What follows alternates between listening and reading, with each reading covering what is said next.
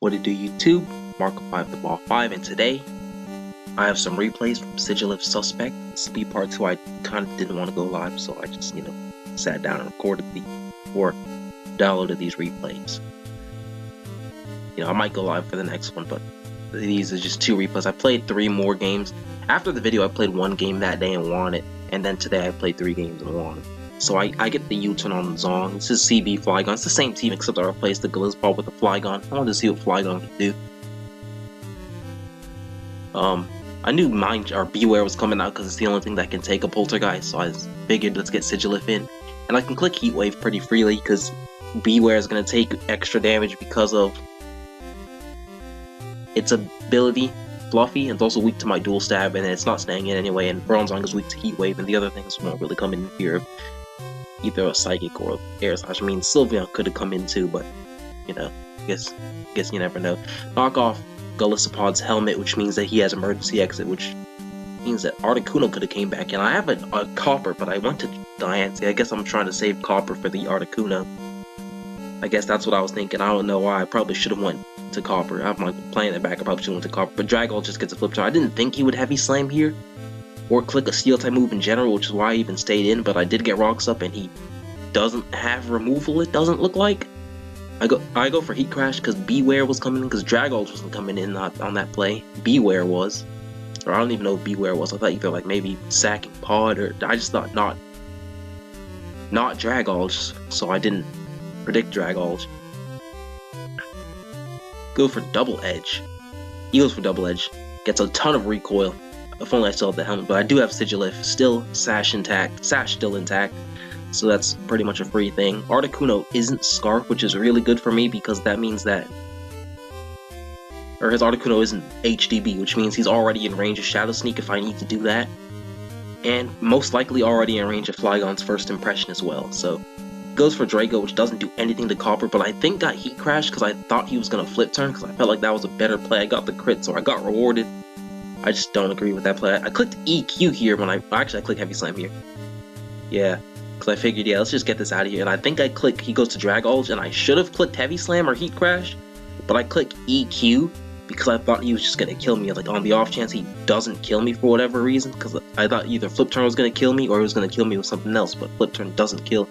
He doubles back to Dragolge, which is HDB, which means he lives the Heat Crash, and he flip turns again, but that's cool because it's in range of pretty much everything. It's slower than everything else on the squad, so it's not getting another hit off this game. I figured Sigilyph is Sash, so I'll let him break it.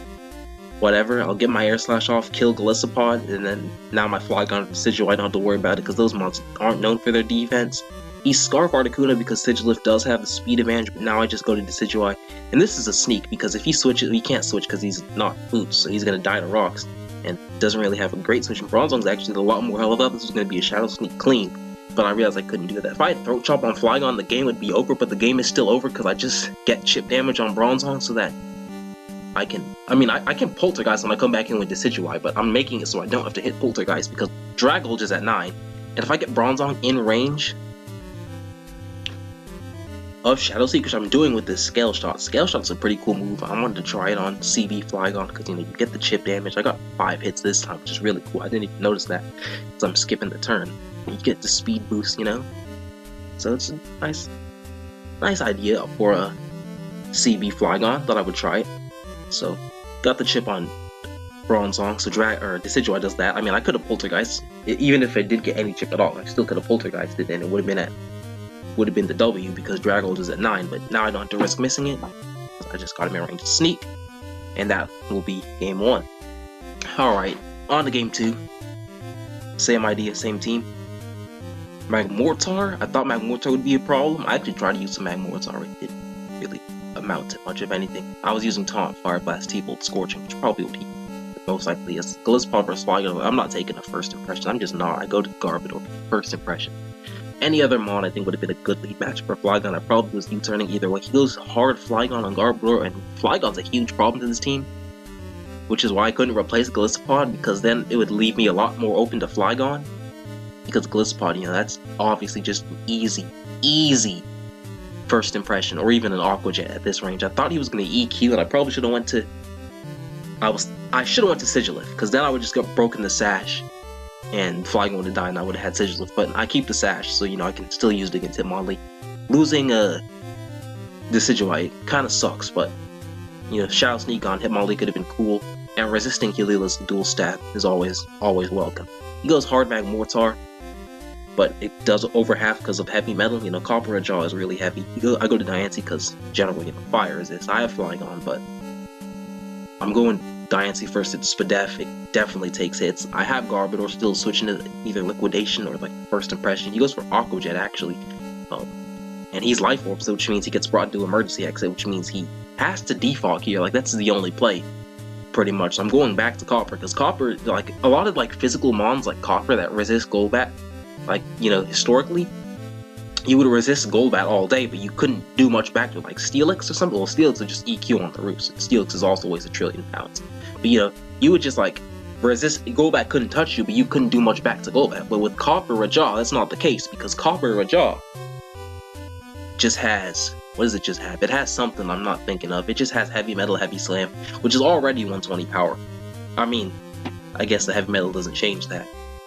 But it's also so strong too. That's another thing I'm not thinking about here. It's just so strong. He gets the Lychee Berry, and he avoids subbing it so he doesn't die to the Aftermath, but I have Sash Sigilyph. I don't have Shadow Sneak Sigil anymore. I also had a First Impression Flygon if it really came down to that, but you know, Sigilyph me and Sigilyph, so he's Mach Punch Magmortar. I'm like, is he Scarf Magmortar in 2021? Not a chance in hell, right? No, he was actually Mach Punch Magmortar in 2021.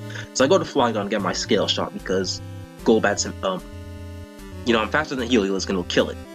And Golbat is not immune to it. So I'm doing that. It does decent damage to Golbat, but I'm not relying on a multi-hit to kill Golbat, especially when I have a Copper Jaw wait, and Copper Jaw just wins me the game, because Flygon's not going to get Oakwood by Heliolisk unless it's Hyper Beam, and if it is, then I win with Diancie.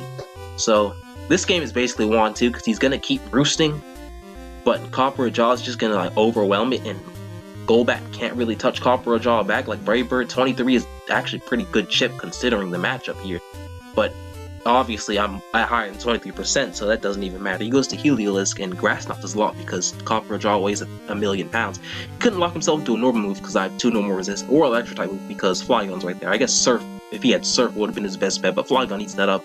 And I probably would have clicked Scale Shot again just so that he doesn't. Actually, no, I would just click Earthquake. There was no point. Sometimes I just click a move just so that he doesn't think or just so he doesn't know that I have the move. Plus, Diancie only weighs like 20 pounds, so Grass Knot wasn't really helping him.